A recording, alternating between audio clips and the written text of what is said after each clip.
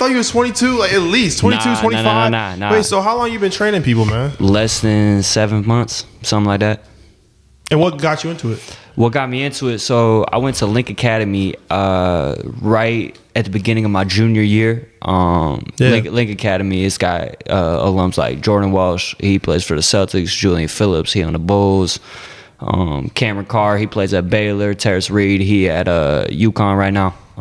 And basically the whole team went D1 except for me, so I'm training guys. But that's what kind of got me into it. I know a lot. I learned a lot while being there. I wasn't necessarily getting in the game a lot, but just about the world of basketball, I learned a lot. Yeah, I mean, that's really huge, honestly, bro. You taking the time to go ahead and train people. So, like, how many people you say you train right now?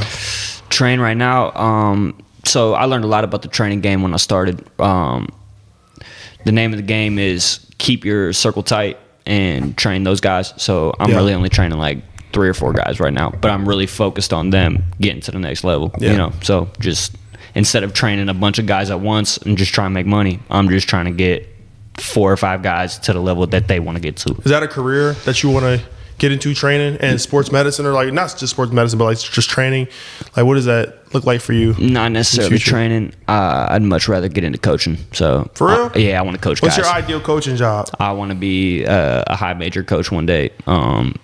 It's going to take a lot to get there, but that's what I want to do at the end. I want to be the coach at the high major level. Where'd you go to high school at? Link Academy. Oh, Link Academy. Yeah. Oh, wow. I thought that was like a college, not a college, like a prep type. So it is. The year I went was my junior. So my freshman, sophomore year, I went to Thomas Worthington. That's what I remember. Yeah. And then juniors, I tried to get into Worthington Christian. Actually, we was finna be classmates, but wow. Yeah, it's crazy. Seriously, you ended up getting it in with my brother, but I ended up transferring to. I ain't get in. I ain't get into the school. I don't know. I don't know. They were saying it was Kevin. He was trying to help me get in there. They was thinking it was just for basketball and not school. You know how they be. But I went to my senior year. I went to Link Academy, which is the first 2 years I went were the first 2 years they had a high school team. So yeah, seriously, crazy. Wow. Would you? Okay, looking back, would you want to get into WC and play? It would have been cool to play with DJ and my little brother, obviously. Tyler Kimbrough, you was playing at when we was at that time. It would have been fun to get it in with you, but Logan Wallace Shan, I got a deep relationship with a lot of guys that were into Christian. Still to this day? Yeah, for sure. Yeah, that's what's up, bro. So who would you say like? Well, actually, I don't want to make you answer that, but like, so who are the guys that you train right now? Currently. Okay, so Josh Henderson, Westville Central Jr. We all know about Josh. Real tough player. Daniil from New Albany. Yep. He a junior this year. Real good. He played for Michael Redd. Didn't he play for MR16? Yeah, he did play for MR16. 16U. Some tournaments, but him. Also, Josh's little bro, Noah. So that's 3. And then the 4th guy I really focused on is actually, his name is James Parker. He's a freshman at New Albany. He's a freshman.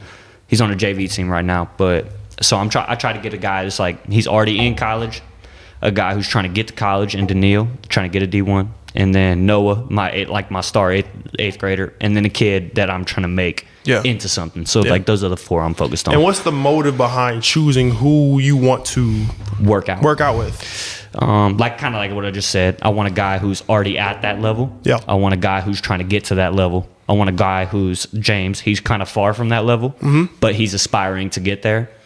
And then I want Noah, because he's one of those kids. It's like his brother was a really good player, and he's trying to get to where his brother was at or better than that. So yeah. Since you're a trainer though, like, what kind of makes, for people listening, there's gonna be a lot of kids out there listening, want to play basketball, want to be great at it. What does it take? What does it take to be a great basketball player, or even an elite basketball player? All right, in today's age, like you said, there's a difference between great and elite. What it takes to be a great basketball player is showing up every single day and, like, that kind of sounds cliche, but putting in the work, getting your reps up, getting your shots up, working out once or twice a day, taking your recovery seriously, taking your workouts, every single workout you take seriously. If your parents are paying for a trainer, take that serious. What makes an elite player, though, I think is a little bit different. I think if you're an elite guy, you you have a little bit of natural ability to play the game of basketball. Let's take Josh for example. Like, he's always kind of had a natural ability to play the game of basketball. Yeah. Now, a guy like Josh, he takes that natural ability to play basketball at a high level, and he puts the work ethic to it. And guys like Cruz McClure as well, Colin McClure, they already have a natural ability to play basketball, and then they put that work in that the great players do, and that's how they become elite. You know what I mean? So it's a little bit of genetics too. A little bit. Genetics, natural ability to have a feel of the ball in your hands. You know what I mean? You had it. Like, you know what I mean? Just that natural ability to go tween, cross, you know what I mean? Stuff like that. Yeah. Get shots off. One of the things that, carried me so far in my career, quote unquote, is genetics. I ain't gonna lie. I didn't really work too hard at it, man. Yeah, but you also had the natural ability to play basketball. You know what I mean? You knew what you were doing out there. Yeah. I mean, it was. Here's the thing, though, man. And I tell a lot of people. I think most people know this story by now, man. When I was out there on the court, it just didn't. Yes, it was natural for me, I guess, but I just didn't like. My mind wasn't in the game, and that sometimes is what takes you out of the. It takes you out of it. That's the biggest part. Yeah, you know? that's huge. It's a mental game. I would say sometimes I'd be sitting on the bench, like while I'm resting, and thinking about what I'm gonna do after the game. Yeah, that's like, and that's kind of why I said, you know what. I'm done. Yeah, because it's unfair to the game. Yeah, it's unfair to my teammates. It's unfair to yourself. Unfair to myself. You don't even want to be doing it. Nah, it's like that's why I'm not playing basketball to this day. I'm not even 20 yet, and I'm not hooping right now. And you're passionate about coaching. You know what I mean? More passionate about coaching than I ever was playing. You know what I mean? Just like you, passionate about flying planes, doing whatever you want to do instead of being a basketball player. You know what I mean? Like when you wake up in the morning, like what is your motive every day? Like what is your approach to every day when you get up in the morning? Doing what you want to do. So my high school basketball coach, he used to give us this quote. He said, "Pros become pros before they're pros." And I always that's something you say a lot. You know what I mean? I say that all the time. Rodney Perry, he coaches at Kansas State now, but he said, "Pros become pros before they're pros," and that's just kind of how I attack every day. Whether that's getting up early, even though I'm not hooping no more, I get up, go to the boxing gym at 5 a.m. I've been seeing that, which is fire. You know what I mean? Just getting it in. I'm working till 11 p.m. at night, and that's not even like no type of flex or nothing, but it's like, pros become pros before they're pros. Yep. You know what I mean? And you gotta attack that at all aspects of life, not just basketball. If you're doing a certain activity, So yeah, I feel you. How do you balance in your workouts? How do you balance skill development with leadership? And building confidence in a player. So you're saying like how do you balance the skill development aspect with being a leader on the court and off the court? Mm-hmm. So when a guy comes in to work out, it's typically a lot of like the workout that we're gonna do is a bunch of hard stuff. It's a bunch of we're gonna do a lot of conditioning, a lot of spot shots, a lot of just simple stuff, but reps. We'll do 5 in a row, and usually a guy that can get through the workout is a guy that I could tell is like a good leader and has good character. Because usually if a guy is a hard worker, he's a good leader, and he's a good kid, or he has potential to be a good kid and a good leader. So we kind of like what I would do is have the kid come work out, work him the fuck out, work him real hard. And then after that, let's see how he responds to it. And we kind of base that off, do we want to continue working out with this kid? Or is he kind of like, he not really about it? You know what I mean? So and you're like an independent trainer too, right? Yeah. I mean, I do this all by myself. And I used to do a little bit with my boy Max Schaefer. He records, so we kind of started it together. But he was recording the workouts, I was working guys out. Now he's kind of branded it off and made his own thing, and we still work together, just not as much. But one thing that I've seen a lot recently, actually, you and Josh spent a lot of time together. One thing I want to talk about is talk about y'all's relationship off the court. Yeah, off the court, and even on the court when y'all are working out. Talk about y'all's relationship, man, because I know that's obviously important to you. Yeah, very important to me. So my little brother CJ. Yeah. CJ, him and Josh hooped together. I think it was so we met the Hendersons when we were like in 6th grade. Well, when CJ was about 6th grade, Josh was about 6th grade. No, it was just a baby. But CJ and Josh were originally teammates because they're in the same class. Obviously, y'all are. But that's kind of how the relationship started. And when I started training guys, I was like, obviously Josh gonna come through, work out, right? He come and work out, and it just worked. You know what I mean? Everything just clicked. He went super, super hard. Yeah. He doesn't worry about all the other stuff. He's looking out for Noah, his little brother. He's always making sure that he's all right and making sure he's getting his reps in and making sure he's doing everything the right way. And then that kind of just carries to off the court, man. Like it was like everything worked out. If you could work hard on the court with someone, you can get along with them off the court. You know what I mean? So it was just kind of one of those. He's a great kid. Loves God, which is more important than anything. And he's got a super bright future in front of him. That's really all I got to say about that kid. Who would win in a 1v1 though? That's the question. Me and Josh. I would say me, and he would say him. But at the end of the day, because he's gonna see this. Yeah. At the end of the day, God knows Josh wins, and I know Josh wins. Like Josh. What's the score? I get mine off. I got this one move: 2 dribbles with my right hand, spin. I like spin to my left, and then I pump fake, try to go up and under. Josh goes for every pump fake because he's trying to block everything. You know what I mean? So because he's athletic, he could do that. Yeah, Josh he could do that. Sometimes he won't fall for it and he'll swap my shit. Yeah. But you know but that move reminds me of Luka's signature move. No, the one where he go, spin right to the left, right to the left, and he want the fadeaway. Yeah, Josh real good at hitting that. So nah, for sure. So what is like one mental habit that people that want to train with you or just in general like want to get better at? Like, what is one mental habit that they must have? It's a must have to be successful in as a basketball player. Like in a workout with me, or is like as a basketball player in general? Also in general. Okay, so with me, you got to not be scared of messing up because you gonna mess up. Like every time we do a drill, we go 3 in a row or 5 in a row, either or. I like that.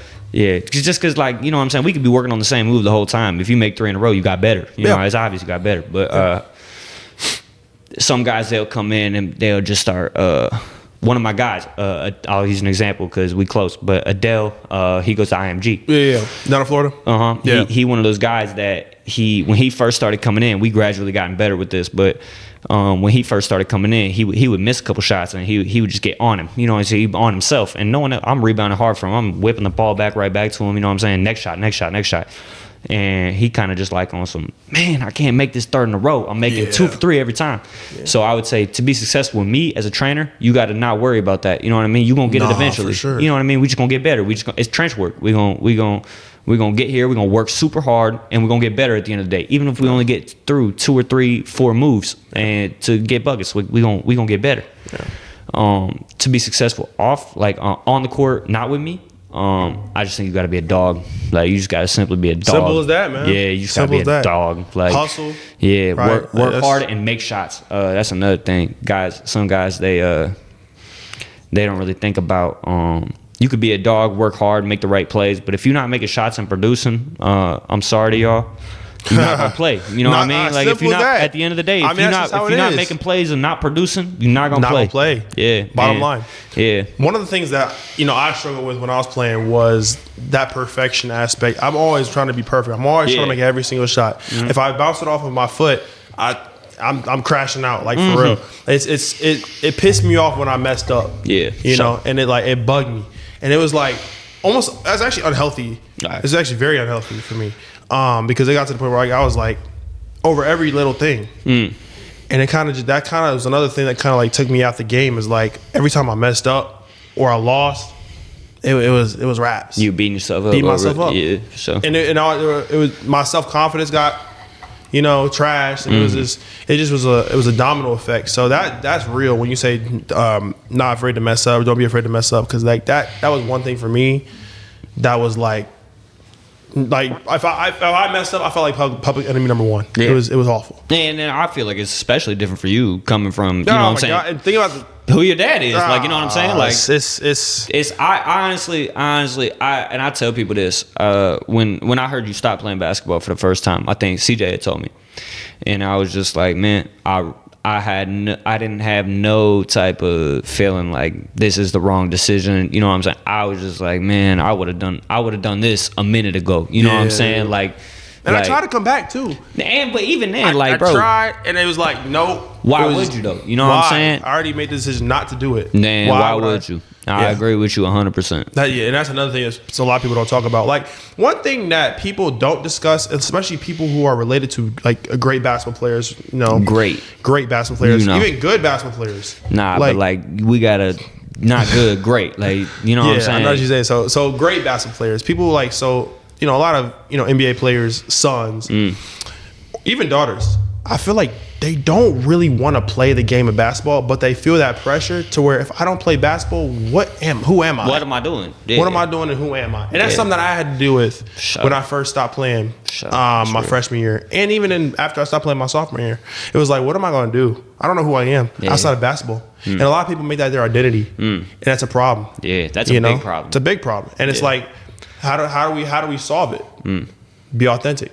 Be yourself. And also, it's okay to be yourself. Say that it's okay to be yourself. No, it's not okay to be yourself. It's the right thing to do. Yeah. You know what I mean? It'd be the wrong thing to do to not be yourself. You know what I'm saying? And then people have that perception that if I don't play basketball, then I'm a failure. I lost. Yeah. Social media ruined everything, bro. Social media ruined everything. It ruined absolutely everything. When I stopped playing basketball, I had to think for a second, what am I going to do? Okay, I figured out what I want to do. I like to fly planes, and now I'm joining the speech team at my school, and now I'm going to the state competition to compete for a state championship. That's what I'm talking about. You competing in the state championship while Berlin's basketball team is competing for my bad. I'm not trying to get on here. It's a hot mic. It's a hot mic. Hold on. Hey, Luca Philly, you a bucket. But that's all I gotta say. Drew Lavender, I mess with you. It's a hot mic. It's a hot mic. I ain't gonna say too much on that, man. We on the Michael Red podcast. We gotta make it hot. You know what I'm saying? Like, you know what I mean? That's the clip chat. Like, you know what I'm saying? We just gotta keep it real. We just gotta keep it real. I mean, listen, man. I love them, man. They're my guys. I can't say too much because I went through the war with them. So you know what I'm saying? I can't say too much on that. But what I do know is that, when Michael Red's doing what's best for Michael Red. Yeah, man. Be authentic yourself. And when you do that, a lot of doors are going to open for you, man. Sure. And that's what you did. And look what's happening. Sure.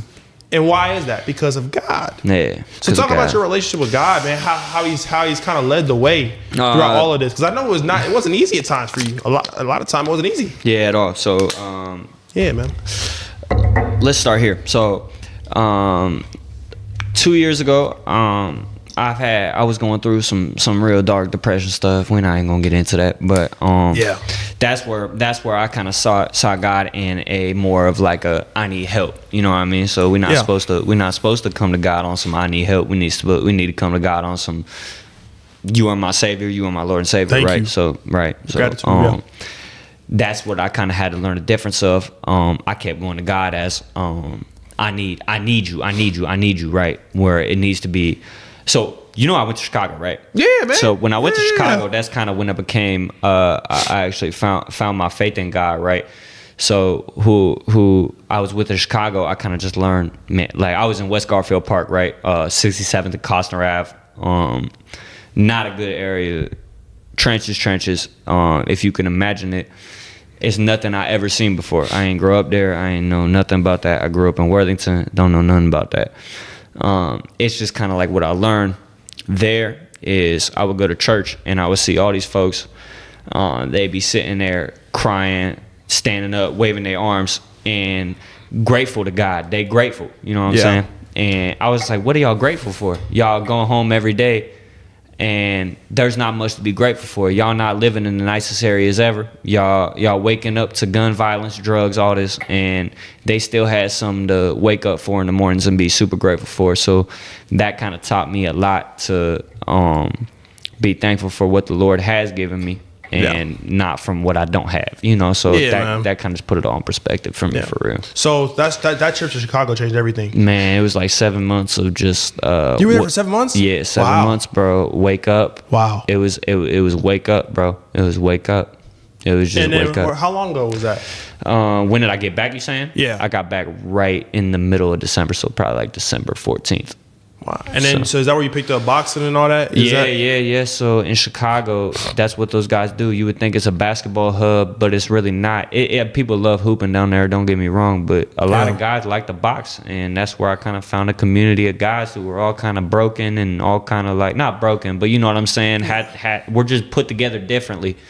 And they were all kind of getting together and working out hard every day, and I mess with that. I mess with the community. What does your relationship with God look like? Do you go to the church? Do you read the Bible? Like, what does that look like? Because everybody has a different walk, right? Yeah. One thing that's a lot of Christians have a problem with is, accepting different people's walk. Everybody has to go to church. Yeah, and everybody has to wear a suit and tie to church. Everybody has to wear a suit and tie to church. So everybody got to break bread, communion. Yeah, and everybody got to give to the church, too. And everybody got to give to the church. Everybody give money to the church. That's what they really want. They really want the cash. Exactly.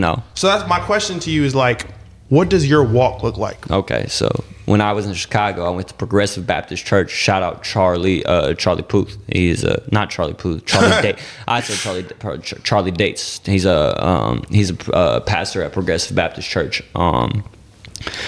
He taught me that like you just said, everybody's walk with the Lord looks different, right? Everybody's walk with God looks different.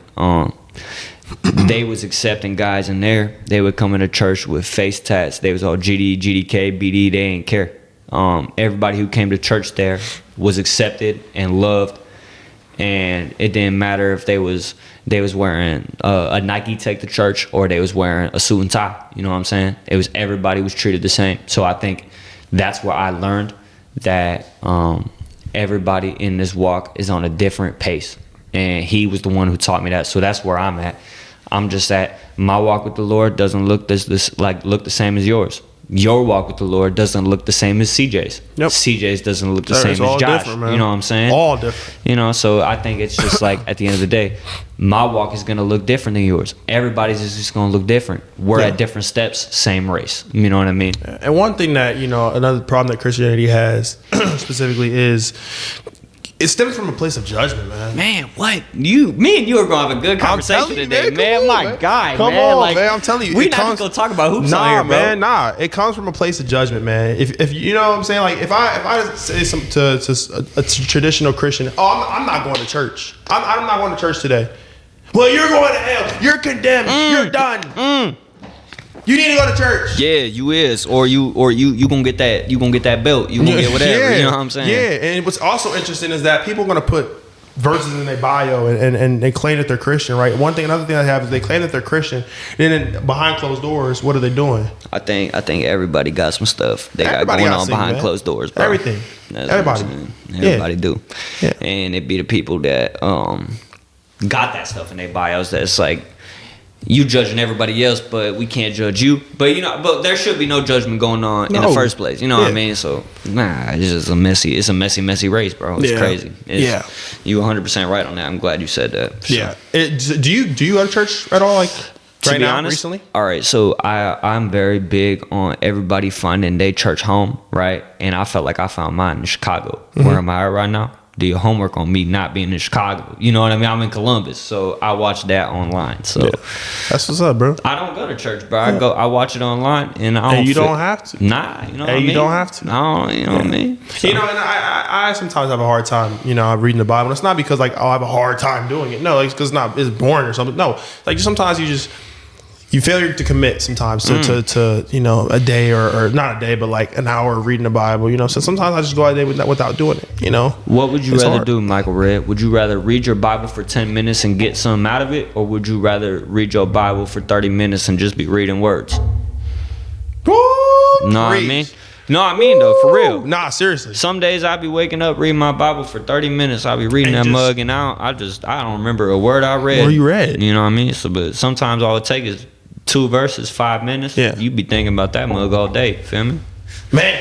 It's crazy. It puts that into perspective, man. Like, you know what I'm saying? Like, you can look at it. Yeah. But you don't feel it, though. I love that. I love that you said that, bro. So you've been on this journey for now, would you say about 19 years. 19 years. 19 years, and I'm still figuring it out. You know? And we're all going to continue to figure it out, man, until they were gone. For sure. So it's just all about continuing to learn and wanting to grow. For sure.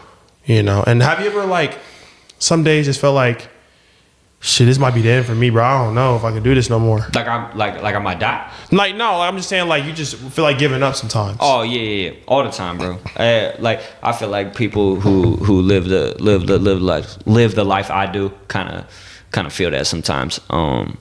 Not like wake up, train, like basically like the way my brain is wired, I gotta wake up and be doing something until I go to sleep, or my mind goes other places. Mine goes places it shouldn't be going. You know what I mean? So I kind of got to wake up and be busy all day. So yeah, it's super easy for me to feel like that. You asking, what do I tell myself when I'm feeling that? Yeah. Keep going, keep pushing, chop wood, carry water. You know what I'm saying? Yeah, I like I'm that. pulling all Brooks Heard Cups. that. Shout out Brooks Cups. Yeah. You know, Gabe Cups' dad plays in Indiana. Chop wood, carry water. Wow, I love that saying, dude. You know. So like, would you say that wanting to coach and training kids is kind of, would you call that your purpose? Would you say, or what do you think? Have you probably thought about that? So what do you think that looks like for you? So my purpose, when I first started training, I thought I found it. I thought I found me and Josh. I was going to OTE, Arizona University, Michigan University, Tennessee, all these places. I'm gonna ask about that later. Yeah, and when I went there, I thought, man, this is what I'm supposed to do forever. But when I went to Chicago, I had seen the youth and how I was affecting the youth and how I was affecting these kids. And honestly, bro, now my passion, what I want to do in the next 10 years is move back to Chicago, start a nonprofit, and just be able to find a way for myself to be able to provide for myself and my wife and my kids by just working those kids out and like finding the money anywhere but from those kids. And it's got to be Chicago specific. So I want that would so that's the vision the next 10 years? Yeah, that would be the vision. And it used to be going to OTE and being this guy and being like a player development guy somewhere, but that's not even it for real no more. It's more just like, let's see how we can build the kids from there. And let's talk about like OTE and all that. Like one thing I want to dive into specifically with that is like the what am I about to say? Sometimes you forget what you're about to say. No, yeah, I do. I just did for real. No, yeah, exactly. Yeah. The social media aspect, like the pressure, to always, want to be on the camera and stuff like that. Like, how would you say? What is your perspective? What is your perspective on social media as far as basketball, like ball is life, OTE, like all that type of stuff? What is your perspective on that? It's not what you think it is. It's not what you think it is. Elaborate for the viewers. Man, like let's use OTE for an example. It's not what you think it is. It's not a place that anyone can get to. Social media is where they make their money. Like TikTok, Instagram, Twitter, YouTube, all that stuff is what funds OTE, right? Yeah. They don't see the work that Cannon Catching, Eli Ellis, even a guy like him, anybody who goes to OTE, Ja'Kai Howard, Rob Dillingham, all these guys, any guy who goes to OTE, they don't see that it takes getting to a nationally ranked spot to be able to get in that opportunity. So like and be one of the top guys. You know what I'm saying? All the content stuff is really just is just like a money funnel. And I would say that most of y'all guys that just watch the social media stuff, it has nothing to do with basketball. Has absolutely nothing to do with it. It probably just makes money for the company or the organization. So, would you say it's damaging to kids' psyche? It's not. I wouldn't say it's damaging. It's just you know what I'm saying? It just makes you believe something that it's not. You know what I mean? It's just like kids are gullible. Yeah, it just makes a kid gullible. Yeah. It's damaging for a guy that's like Mikey Williams, for like he's just like you get all this fame since you're in 8th grade, whoop-de whoop, and then you end up shooting somebody caught right. That's what damages a kid's psyche. But I'm saying, I would say that these kids like who are watching OTE stuff every day and trying to go to OTE or trying to do this stuff, it's just not what you think it is. It's just. And I know people who are trying to get there and doing those and I videos. support them. You know what I mean? I hope they do. I hope they get there. Absolutely. I mean that's the only thing I want for those kids, man.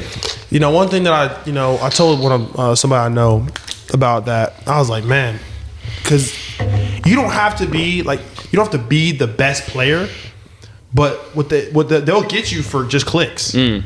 Yeah, you talking about OT? Just because you're bringing views in, they'll get you. Who's the kid that just quit from Arizona? You know what I'm talking about? Troy. You know what I'm talking about? Day in the life. I want to be D1. That guy. Oh yeah. He just quit. What's his last name? Hornbeak, something like that. Or something. One of them. He just quit. Yeah, he just quit.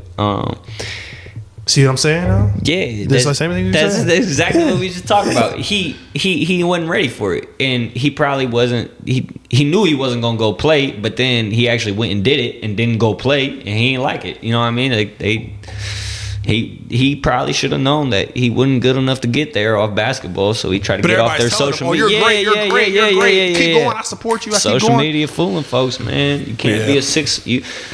And I'm not trying to take a shot at nobody, but it's super hard to be a 6 foot white boy and play. You know what I'm saying, at that level. You know, you gotta bring something different to the table. Yeah. What do you think that coaches look for? Because I actually this question just came up because I was trying to go D1 at one point. Yeah, everybody was. What are you talking about? One point. Everybody's trying to go D1 at one point. Everybody was. What do you think coaches, I don't know if you've ever talked to a college coach about that. What do you think they look for, man, in a D1 recruit or even college recruit? They look for a lot of different things. So in general, in all, they look for your work ethic. Can you hit shots? Can you defend? Word. That's the 3 things. Work ethic. Can you hit shots?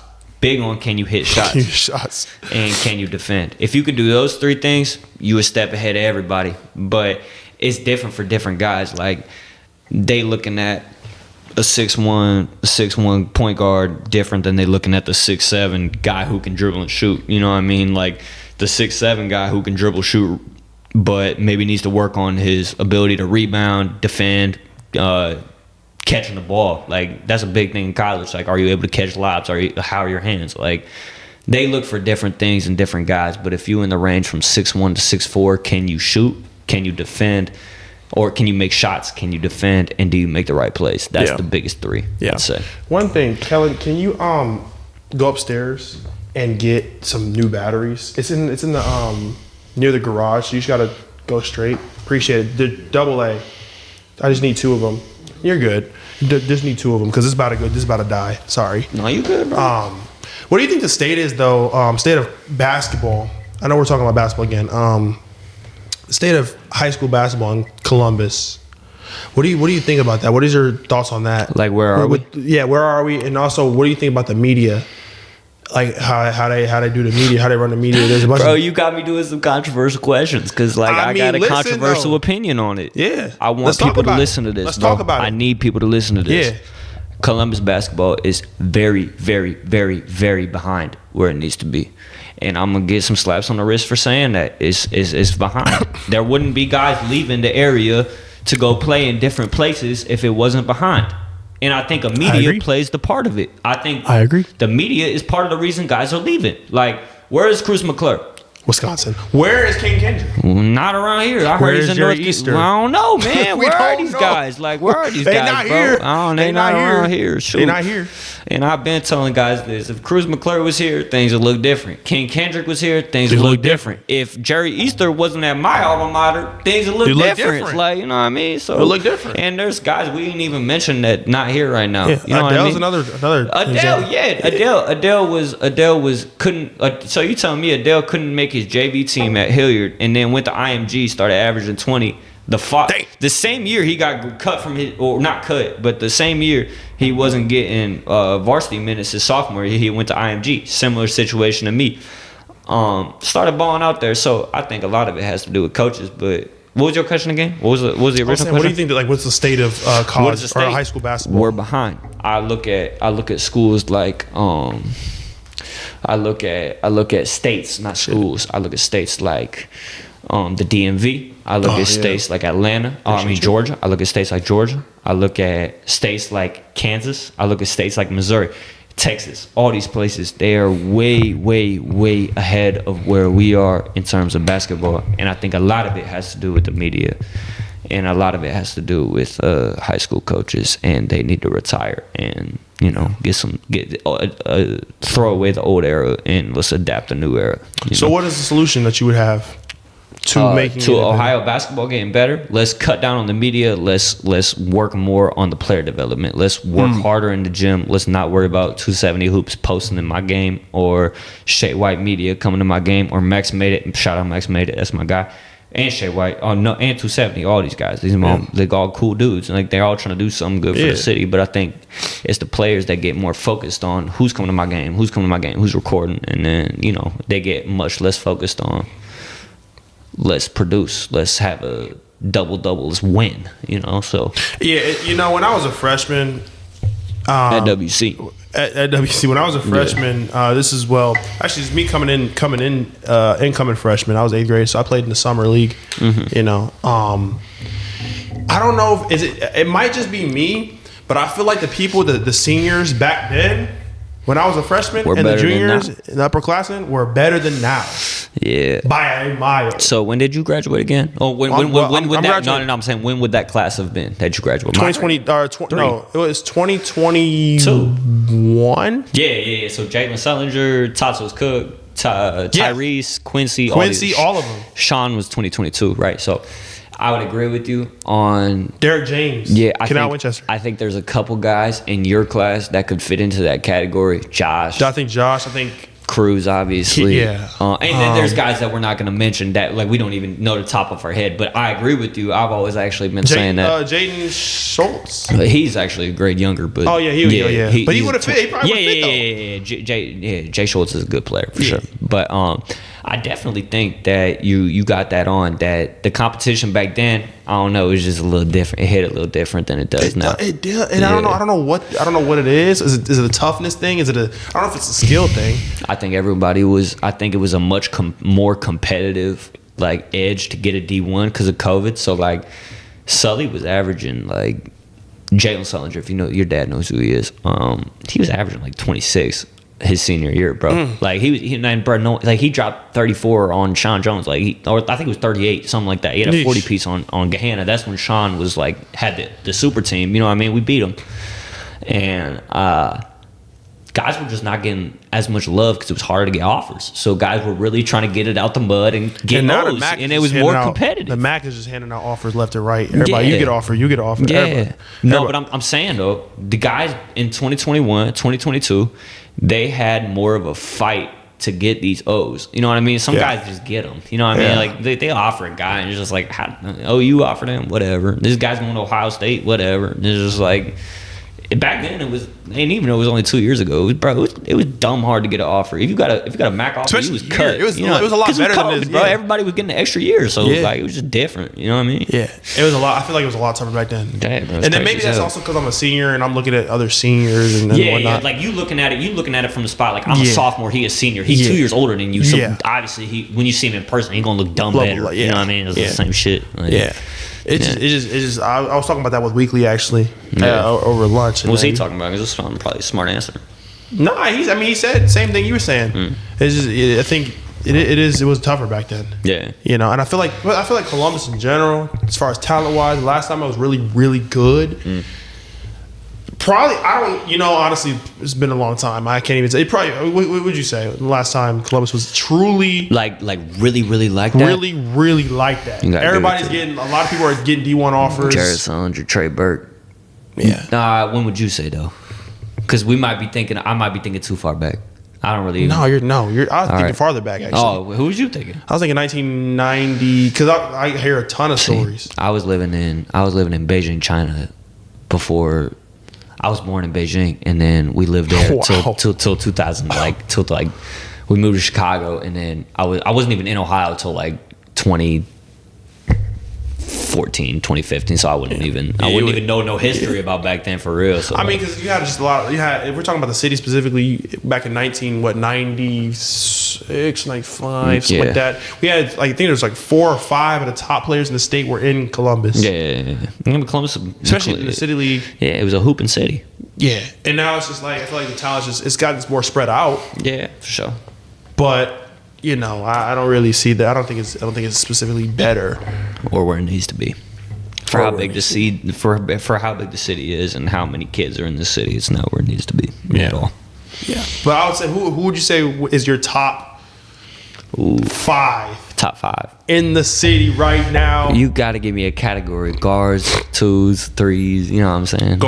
Guards, point guards, shooting guards, point guards and shooting guards. Point guards and shooting guards. Mix them. Do I have to go in order, or does it have to be 1 through 5? So 1 being the best, or 5 being the worst. 5, yeah. 5 of my favorites. Let's say that. Of your favorites? I can't be like this guy and this guy because one's better than 2. Top 5 favorite guards in the city of Columbus right now. All right, bet. Go start from 5 to 1. CJ Miller, my favorite. Okay. CJ Miller. That means your brother. He's my one. He's my number 1. That's my brother. So him number 1, and I got Josh Henderson number 2. Got to give it to Josh. 3, I'm saying Colin McClure. Colin McClure is averaging 30 points this year. Damn. At where? Kaufman? Kaufman. And they're playing a hard schedule, dog. They had UA they saw UA, Liberty. They've seen everybody, bro. Some of these schools, like, I think this is on Dublin Kaufman's fault. They fucked up by doing this. They scheduled DeSales, Liberty, UA, like, you know what I'm saying? They just scheduling hard game after hard game, like, where you catch some teams, they'll be playing like a Westland or like, you know what I'm saying, Columbus West, and then they'll play a hard game, and then they'll play 2 easy games, you know what I mean? So Colin McClure is having a hell of a season on a really hard schedule. So his record, they're like 8 games above. They're above 500, but you know, it's been. Look, let's go. Can we go to Max Preps, man? I want to look up some records. Yeah, I mean, I know they're struggling, and not struggling, but they're just their record doesn't speak for how good they are. You know what I mean? Yeah. So you're at your 3 That's now. 3. Guards, man, it's hard. There's a lot of guys I love, because like a lot of these guys, bro, I want to go off just biased. Like, you know what I'm saying? I know. love these dudes, that's why bro. I said Like, best, not favorites. yeah, that's what I'm trying to say. Go to basketball and then go to Ohio, and then start searching up some like Dublin Kaufman, for example. Bro, like Jaden Schultz, bro. People don't know how good he is, bro. Like, I played against him. He's like good. Jaden, one of my and I'm biased, bro. Like, He reminds me of my game. I'm saying, bro, it's long, lengthy, can shoot. I told Josh at the beginning of the summer, you got to start hooping with Jaden, and then that's 4. Ty Perk got to be my 5, bro. I ain't even ever worked out Ty before, but He's nice though. Man, that boy can go. If I had to go top 5 right now, yeah, you can go Ohio. There's so many, bro. If I go top 5 right now, I'm gonna say best, not favorites, just because I can say that. I basically just did my favorites. I ain't gonna lie. I couldn't even do my top, bro. Yeah. For me, just what I'm off of observation, I'm gonna go from. So I'm gonna go first. I'm gonna go first to the worst. All right, best first the worst. Yeah. So. My best guard in the city right now. That's tough. Because there's a lot of top guys. There's a lot to choose from. Because a lot goes into it too. Because of record, there's their team's record. It's a lot like different than football. See, basketball players really like they more individual than football. I would say my best player guard right now, best guard in the city. Devin Brown. Guard though. He's a guard. You right. He's a guard. He's Devin just guard tall. is a guard. He's Right. just tall. That's why it's super hard for me to go. You need to let me build a starting 5. If you let me Okay, go, we're gonna do that. All We're gonna do right, that. bet. So All right, my then, number 'cause I agree two. with you. My number two. Ooh, in the city. Okay, I know Josh is ranked what in the state 6th. something like that. Okay. Yeah. Arness is good too, though. Arness is good. See, like I couldn't even give a top 5, bro. Arness is Hold like on a minute. that. Hold on. Hold on. Look, Orange is 19-2. Yeah, bro. 19-2. Yeah, they play the game the right way. I love their coaches. Reynoldsburg's bro. 21. See, there you go, That's Westfield what North. I'm They saying. be skeeping up on mugs, man. I feel like so hold on. So my number 2 is Jordan Fisher a guard. I'm not putting him at 2. You can't say he a guard. See, forgot about him too. You can't even like, bro. It's like impossible to come top 5. I'm gonna say bro. I'm gonna say Devin Brown by slim margin. Number 1. Number 2, I'm gonna say Josh. Because that's your homie. You gotta put Josh. Yeah, I gotta put Josh in there. Josh. Because Josh is gang. Yeah. He's cold, man. He's also ranked number 6 in the He's a state. bucket. He's Like, he can. Josh a I mean, I bucket. see what he did this summer, man. Like, I think he's number 2. And I number think he's 2 gonna for do sure. more when he goes To the leaves high. Yeah, you know what I'm saying. He's just gonna be the wake fine. up. Yeah. He'll be fine. He'll be Number more 3, fine. give me Arnaz. Yeah, Lawson. got to. Yeah, boy, a bucket. That boy can hoop. Yeah, look at that nation stuff. See, like they got a Dayton commit. They got another guy too that could go. I So seen them. those prep schools, especially in Cincinnati and all that. Yeah, bro. Yeah, They got some guys we don't even know about. Man. Number 4. Number 4. I'm forgetting about where'd he go? It's hard, bro. It's so hard. Sam, bro, it's It's hard so to put hard. a top 5, bro. It's Jaden? really- Jaden who? Schultz, yeah, bro. I think Jaden is one of the most underrated guys. One of the guys from Furman actually hit me up about Jaden, and I told him nothing but good thing. Jaden Schultz is a good player. He can really And go. You know what's crazy? A lot of these people. So Jaden Schultz. I was at Wellington. We're talking about Wellington. Yeah. Because there was so many people at Wellington at one time. Because Jaden, it was Xavier McKinney was at Wellington. Brandon Ivory was at Wellington. Caden Ivory was there too. And I was there. Taylor. Yeah. We would have probably Wellington was. Yo, we would have been stacked. You know, I was supposed to come there too. Wellington? Yeah, when Brandon, AJ, so Coach Taylor, you know Coach Taylor. Yeah. That's my guy, Coach Taylor forever, my guy. So is AJ. Love Coach Taylor, Coach Douglas, all of them, man. Great guys, bro. AJ's dad was supposed to bring me, Brandon, AJ in on the same team. And then he was going to bring like a bunch of y'all shorties. And I was in middle school. Like bringing up, you know what I'm saying? Jaden, you, and just a bunch of other guys who were going to come up and like play off us type. Yeah. So, yeah. But it didn't work out. I didn't even try to go. I tried to go to WC. Didn't work out. But yeah, you were saying though.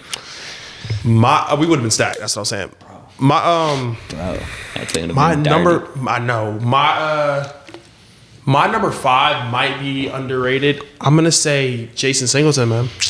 That's the kid from CA. Columbus Academy. Bro, man. I'm telling you. I don't know why. I went on a blank, bro. That boy can hoop. Who? He played for Michael Red too, right? Yeah, he played for, I heard he's a nice baseball player too. Yeah. I heard that boy can go at baseball. He's like, good. That boy is nice. He's multi-talented. He's a sneaky 5, dude. I saw him hoop it was at ODU this year, him and Caden. I was mainly going to watch Caden, but that kid, he has a really mature game. His game, he don't make mistakes, makes the right reads, hits shots, and he's tall, long arms. I love him. Yeah, tough kid. I think that it's a hard top 5 though. I mean, there's so many other guys I'm leaving out that like are probably listening to this, being like, "What the fuck?" Yeah, they probably like, "Fuck y'all, fuck you, Michael, and C-Miller, you awesome ass." Listen, just off of the top of my head. Okay, so give me your. You want to do? Let's do starting 5, and then 2 off the bench. Let's do it. All right, so starting 5, 2 perfect. off the bench. You go ahead, go first, bro. All right, bet. So I'm a 1. Yeah, use your 1. Can I get some guys that were in Columbus but aren't in Columbus? Were in Columbus, but like that no, right now. Right now. Yeah, because it's not even fair. Because King Kendrick, Cruz. I know. All right, so we doing that. I'm going. Colin McClure is my point guard. Point guard. My 2 is Josh Henderson, obviously. Yeah. I was gonna put Cruz in my 3 if he was. But he's not here no more. But that would, bro. Imagine how dirty it would be. Josh and Cruz would be dirty as hell. I ain't gonna lie.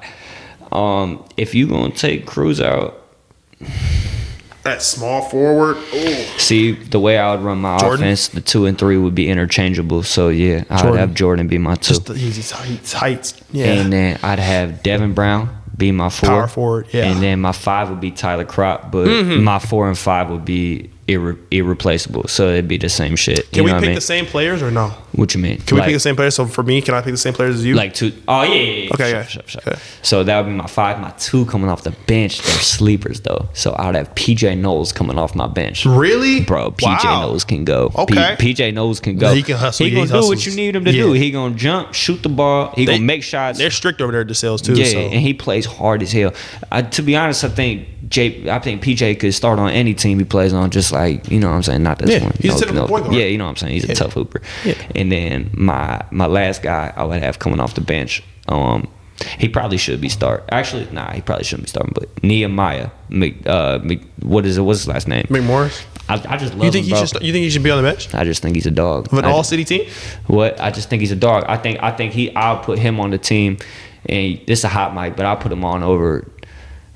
I'm not even gonna say that. You know what I'm saying? I'm not even gonna say no names. Listen. You know what I'm saying? I'll put him on over a lot of guys, and every single guy that y'all are thinking of, I put Nehemiah over just because he plays super hard. He cares a lot about the game, and he not caring about politics. He not out there worried about.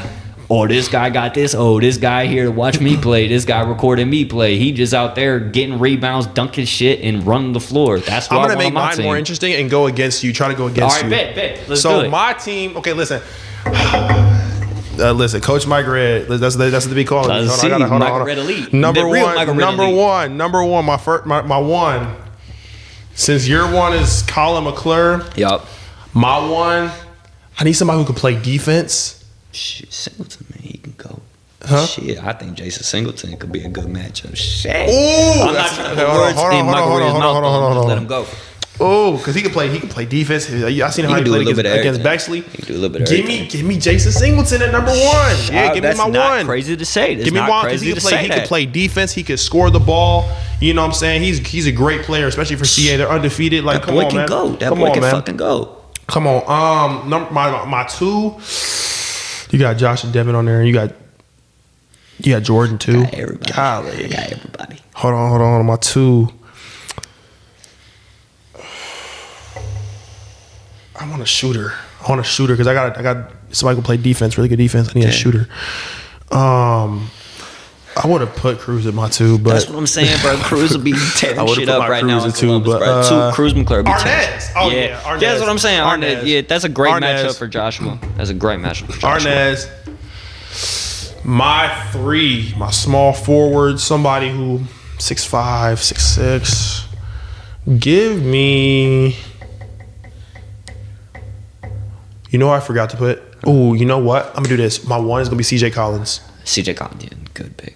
CJ Collins gonna be my 1. Shout out CJ. Yeah, shout out CJ Collins gonna be my 1. He's a tough hooper. Jason Singleton's gonna be my 2. Arnaz is gonna be my 3. Okay. This is tough. You gotta go 2 big. You gotta go 2 big guys. My power forward. Ooh, my power forward. You got Crop at center too, so. But the 4 and 5 are interchangeable. Yeah, they're the same thing.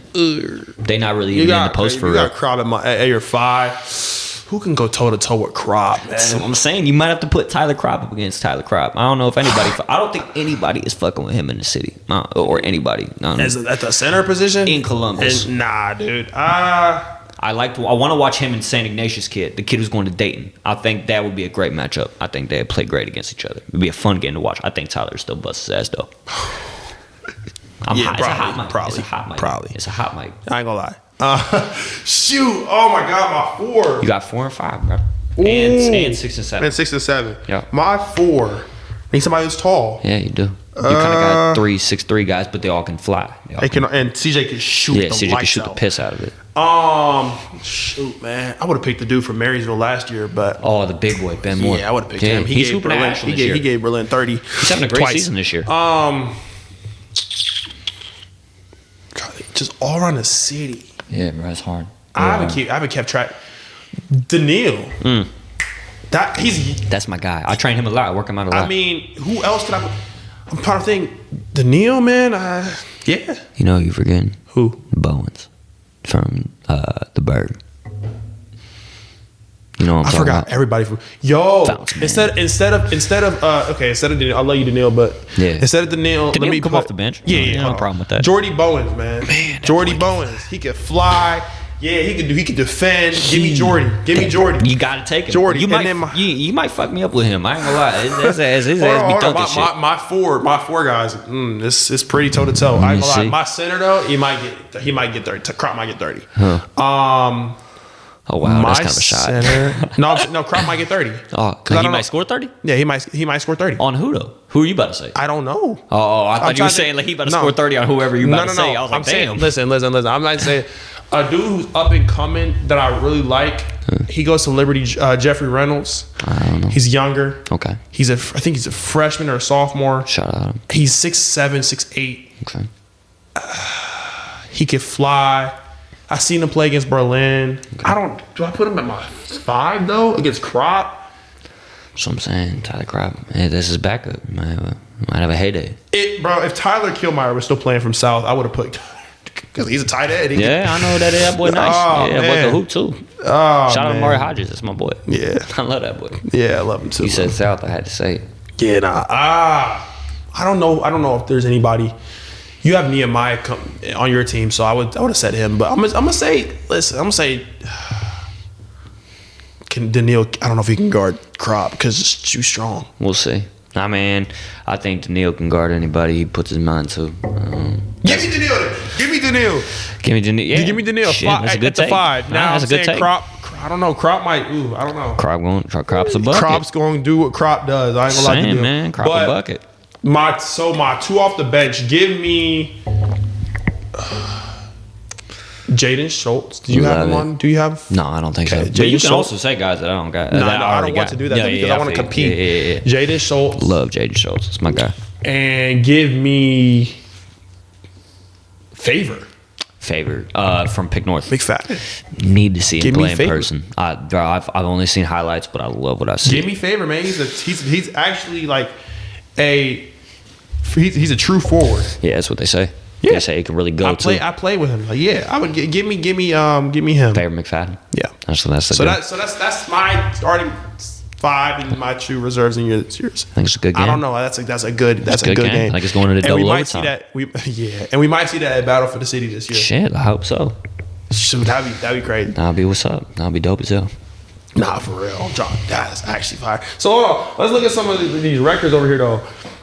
North is going nuts this year. Westworld North is I having. didn't expect them to do that this year after what they lost. Yeah, I only saw that because they got Ty, and I call him Lil Perk. I don't know his name. Tyson? I'm not even gonna call him that. I Tyson. just call him Lil Perk. I just say it's Ty and Lil Perk. And Micah Young. I think those 3 boys are nice as hell, Some dogs. and nobody can mess with them. I think dogs. that's just what it is. Like, You know who I forgot? Toby. He goes to Reynoldsburg. I forgot him. oh yeah, he nice as bounce man. Yeah. Man, I Reynoldsburg nice too, man. They dumb nice. Reynoldsburg is crazy. Toby might have to come on, be my center. I think Nah, he think gotta about be it. that boy nice. That boy nice. Daniil, you my boy.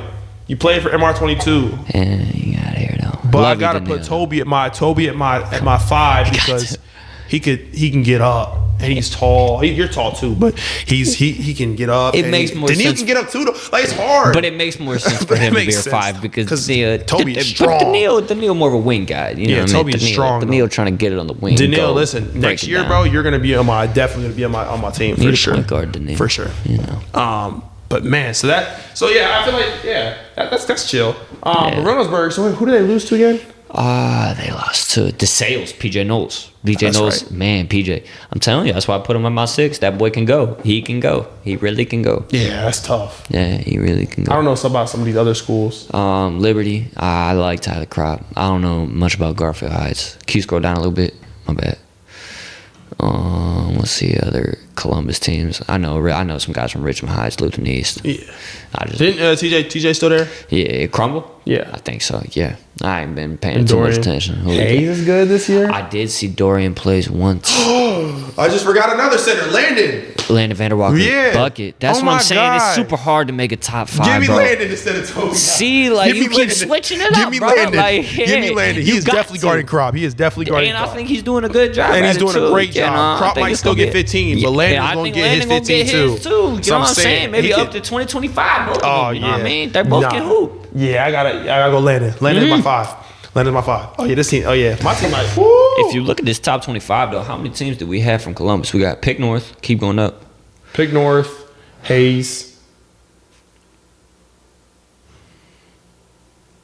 Liberty, To the Reynoldsburg, top. North. I mean, that's a low to the top. So four, we though. got 2, 3, 4, 5. Yeah, we got 2, 3, 4, 5. So it's really but those teams and everybody I know, else. I just really want to see more teams in Columbus be in that top 25. Yeah, because you see a lot of teams like from Cincinnati specifically. Yeah. They have a ton of prep schools that are so good. Aiken, Elder, They got Country too, Day. They got too many, bro. They It's got like- so many. Moeller. It's crazy. And That's then so many- Cleveland too. Like Cleveland be- got a ton- Garfield Heights is up there. and Cleveland- and just like schools that are historically good at basketball. Yeah. Canton, McKinley, St. V's, all them schools. you Yeah. know, so And then you got Ignatius. yeah, Ignatius That's is always tough. nice. Ignatius got a guy's going to Dayton, and then they got a guy going somewhere else. I forget. I watched him play against the Berg at Capitol. Man, that was a good game. I left at the end of the first half. I was mad as hell. But Yeah. Where would you say? So like the best. Well, it's kind of obvious, but would you say? Obviously, D1 is the best division for basketball here. you talking about high school, college? Yeah. All right, yeah, high school. But like, if we had to, what would you rank the divisions as far as teams and power rankings? Like one being the best, 7 or whatever it is being the worst. I'm not gonna count the lower ones. Yeah, I'm gonna just say so 1 through 4. Yeah, so it's so hard though, because like you got schools like Westerville North that are, I think they're D2. I think are they D2? They're not D1. I don't think they're they not are. D1 or D2. You know, Good. All right, continue. We're back. I'm sorry we had another issue with the recorder, but go ahead and continue. What is your top the power ranking? I'm just put this right here. Your power rankings for the divisions. I'd honestly just say it's 1 through 4. 1 through 4. I mean, you're talking about who are the best teams in each division? Yeah. I wouldn't even know, honestly, because all these schools are in different divisions. You know what I mean? Yeah. Like North's and whatever they're in, 2. Berg's in the 1. I mean, it's super confusing, but I know that 1's the best too. So it is kind of weird though, because like I feel like Westerville North has a chance at winning the Division 1 state championship. They're not Division 1 though. You know what I mean? It's just weird. Like Olentangy Orange is, I think they're Division 1. They probably will go to the state championship or. Do you think Orange will go? I think so, bro. I think they're coached so well, and we said the same thing last year. You're right. And who they lose to? They got the belt by Hayes. By Hayes? Delaware Hayes? The belt. Jesse Burris, though, bro. That boy can go. Yeah. And how's he doing this year? Is he good? Hurt. Surgery. That's what I've heard. Well, good, solid kid, though. Love that guy. Hope he's doing well. I wish all the best. Yeah. So, Orange might have a chance this year, though, for sure. You think so? I think Orange has a big chance because they're coached super well. Always coached well, too. They play hard defense. They got, like... this is how I would want my team if I was coaching a high school team. If I wasn't coaching a prep school team, like a Link Academy, Prolific Prep, something like that, I would want to do it like this. I got one guy like Devin Brown, who's a Division 1 basketball player. I got a guy who's really good at football. What's that kid's name? Eli. You know what I'm talking about. Black kid has like, not dreads, but he's got like locks. He can dunk shit. From where? Orange. Point guard. Plays football, quarterback. I know who you're talking about. He's a quarterback. I know who you're talking about. Why do I forget his name? Levi. Levi Davis. Yeah, that's it. Yeah. I didn't know, but like you got like a Devin Brown who's your Division 1 basketball player. Everybody in the school knows him. Then you got like a Levi Davis who's the quarterback of your football team, who's just super athletic, can make open shots, makes the right plays, smart player. He's a quarterback, and then you got like a bunch of guys who are just like athletic role players. That's what Orange has. They don't have like another. They don't guy. need star-studded. They don't have another guy that's like only focused on basketball. Like this is what he's trying to do. Obviously, that helps when you're at school like Reynoldsburg. You got 4 D1 commits on one team. One starting lineup. It's different. But what team would I rather have in Ohio high school basketball? Orange. Actually, no. I'm gonna say Reynoldsburg. I'm gonna say Reynoldsburg. Reynoldsburg. Me too. I would too. Just because I know the basketball mind that I have. If I was the head coach of that team, man, I would just 4 D1 commits. I would love it. That's all I would want on the team. I feel like I'd be able to demand. I feel like I would be able to demand what I need out of them. They'll give it to me just because I know how to coach. They know how to play. And that says a lot about their development. Yeah, for sure. But I think Olentangy Orange, what they got going on over there is those guys have already bought into the coaches like this. Like they bought into what their coaches are trying to do. So that's why they're so successful. And they've been number 2 in the state. A 2-loss, 3-loss team for the past 3 or 4 years. Elias Lewis, Jordan. Man, when I tell you, I remember my sophomore year specifically. When I tell you, we had to play Orange. We scrimmaged Orange. It was over with. Was that when Jordan? That's when Jordan was there. That's when Elias was there. Jordan can hoop. That's when Mikey was there. Mikey can hoop. Devin, I don't think was starting. Actually, he was. He was probably starting, but that's before Devin. People knew Devin was Devin. Yeah. So I think he was starting, but he wasn't like that good at the time. Yeah. He probably still had 4 inches to grow. Yeah. It was me, CJ, and CJ will remember this. CJ, Logan. CJ who? Sorry. Miller. You talking about when you was at Worthington Christian. I thought you was talking about Berlin. No. It was me, I know CJ CJ, Logan, Jonah Lewis, and Sam Johnson wasn't there actually. Oh, wow. So hey, Sam Johnson's hooping this year though. I know. Shout out to him. Yeah, my guy. Shout out to him. Good kid. Yeah. And who else was there? It was another dude, 2025 class. I don't remember. It's gonna piss me off because Worthington Christian, bro. We both know who it is. We just can't think of the name. Exactly. You know? And let me just tell you, man. I have my own against Elias. I ain't gonna lie, but Belt. Who? Belt. We got Belt. Yeah. Belt. It was bad. Straight they Belt. had their whole team. They had their jerseys. They had plays. Y'all didn't even have a coach because that's when Kevin left, right? So we didn't have a coach. It was only Coach. Well, Coach Hum came to watch. Yeah, but like he couldn't do nothing. Yeah. We got absolutely blasted. I remember Vari pulled up from North. He pulled up in jeans. Man. Oh, that's crazy. Jeans, and he was getting up. That's crazy. That's crazy. Pulling up in jeans is crazy. I have some stories, man, about met some basketball in sophomore year, man. I bet you do. Reedy. Yeah. Oh man, it was. That's when they had Caleb Schaefer. Caleb, and they had what's the other dude's name? Luke Ruth. Man. He's not hooping no more. Wish he was. Why? He was at ODU. I don't know. I know. Yeah, what happened? He just not gonna get into it. Yeah. Just like stuff. Probably. I don't know a situation. And that's crazy, dude. Yeah. One thing this is interesting. I want to talk about. This is a total topic change. You can go back, by the way, Kelly. One thing I want to talk about, because you're 19, man. Yeah. 19. Young boy. Young boy. One thing that is very, very, very hot nowadays is the dating market. The dating market. It's huge. It's crazy. I want to talk about what that looks like, at least from your perspective on that. Like trying to find the right person for you. This is a total topic change. Yeah, like total. Sure. We just talking about. But we're just talking about whatever. Yeah. Now you got my mind thinking, switching gears. Yeah, man. So one thing I want to ask you, bro, about that is like your perspective on like how social media, has affected the market. Social media has ruined romance. I think it's ruined it. I think it's Bars. ruined romance. I think social media has ruined romance. We watch a bunch of TV shows like Outer Banks, and we all want the JJ Kiara, relationship, or we want the, what I'm saying, the just the TV relationships or like all this, all that.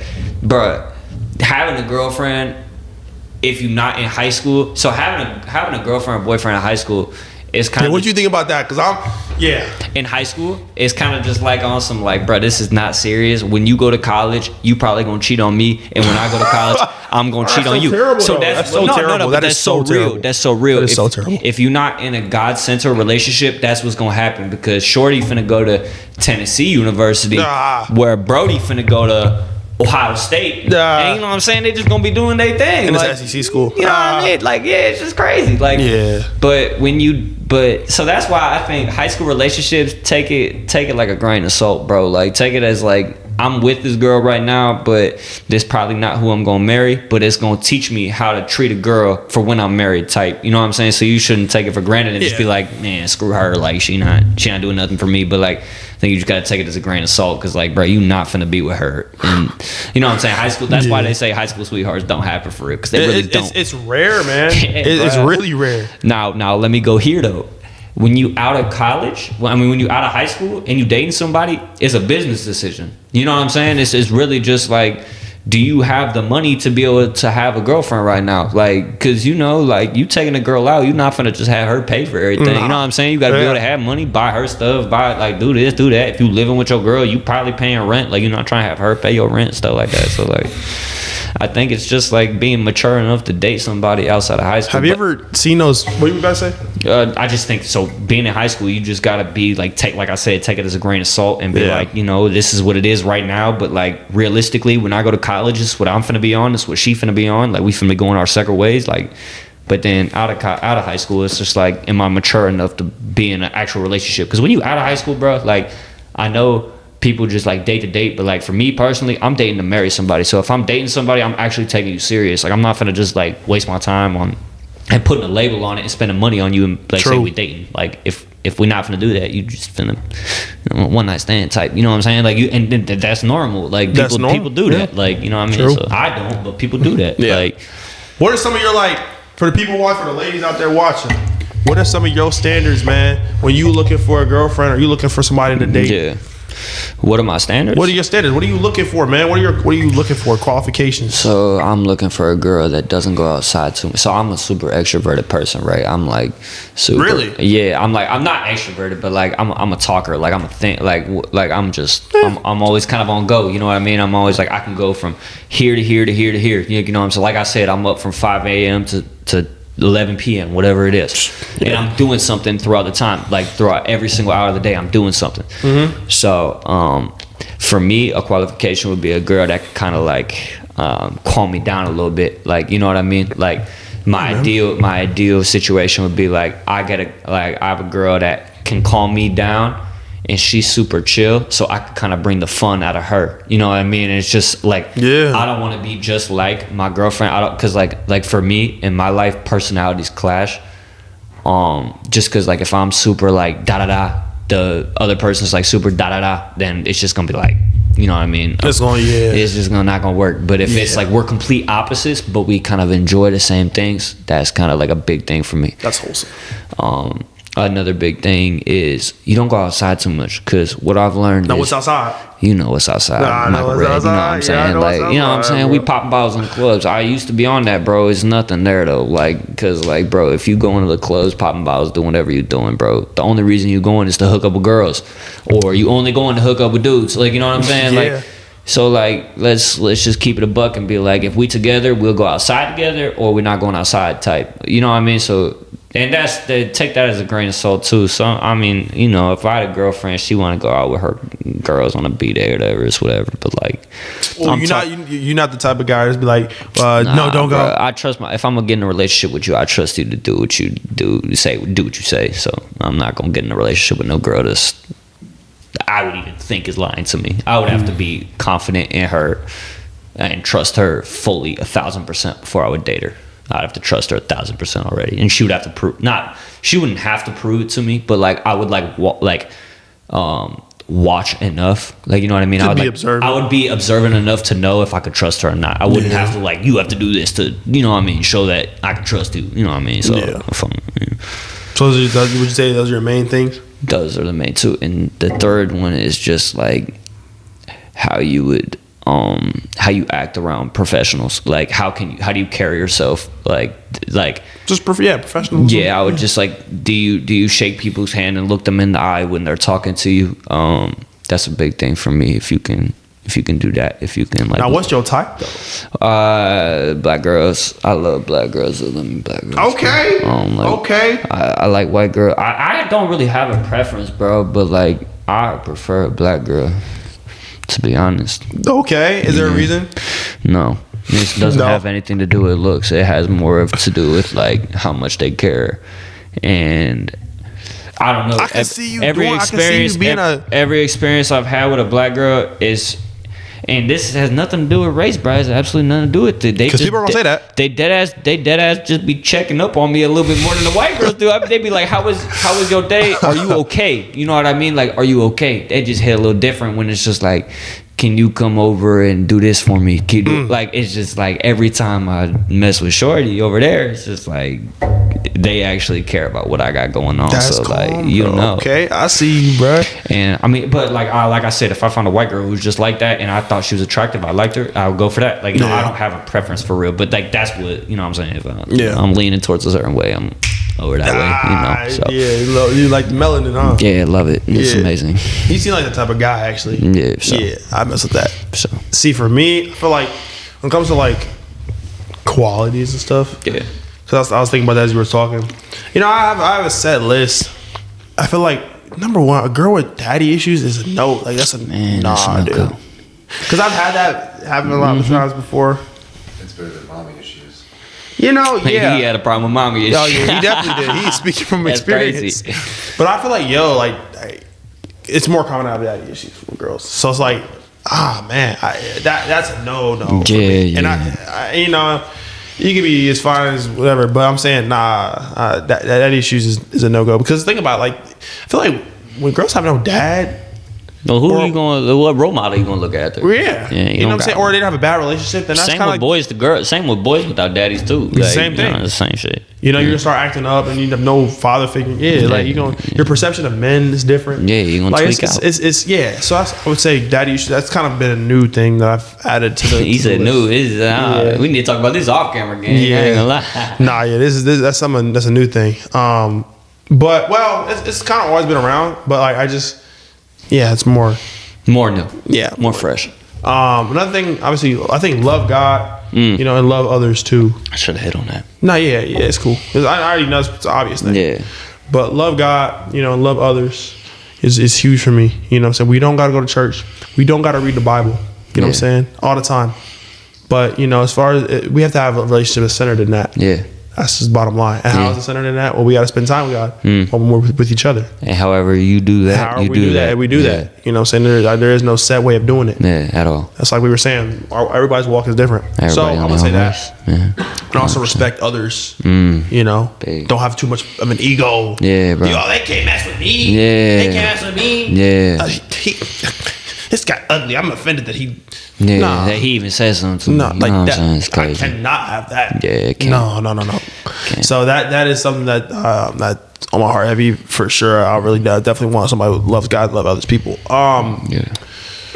Another thing that I had a list. I don't know. It's in my notes, but we're using the camera. So I guess for me, why am I blanking right now? You good, bro? I don't know. Always good, brother. Nah, somebody who leader. Yeah. Somebody who of their like I wouldn't say of their friend group, but like somebody who is easily pressured and persuaded to do things that they don't want to do. See, my speech about on the speech team is about conformity. So I'm really big on that. Yeah. You know what I'm saying? If you're easily folding under pressure and conforming to what people say to do just because they said to do it, not because you want to do it, it's a problem for me because I don't do that. You know what I'm saying? So that's something that I want my girl to be similar with me is the fact that they don't conform to what everyone else says. Yeah. To be liked and popular. I hate that. You know Romans 12, the verse? 12 what? Or it's chapter 12 too. I think it says, "Beseech you therefore, brethren, by the mercy of God, that you present your body a living sacrifice, holy and acceptable unto God, which is your reasonable service, and do not be conformed to this world, but be transformed by the renewing of your mind, that you may do what is good, perfect, and whatever it is, will of God." And I just think that's real, bro. No, that's real. It's real, dog. Yeah. That's one of my favorite verses. And some people gonna put that in their bio and not live it and go out to the club and drink. Yeah, bro. Yeah. Hey Sheila, you want to drink with me? Yeah. Absolutely. Yeah, you don't got to trip out there, bro. They be tweaking, bro. Yeah. So that is another thing that's huge for me. Somebody who's promiscuous. Yeah. No, deal breaker. I don't even know what that means, but yeah. It means like somebody who's sleeping around a lot. Yeah. Yeah. Somebody So, who's especially can't be doing that. Can't be doing that. Nah. At all. I have a certain limit. Yeah. Yeah. I'm good. But That was funny. I ain't gonna lie. I had no idea what that meant. I was like, oh shit. Yeah, you don't want that. No, you don't at all. It's just too much energy. Yeah, way too much. Yeah. Somebody who's, extra and dramatic. I don't got time for it, bro. Yeah. You So got too much going on. yeah. So I'd say that those are my qualities for real.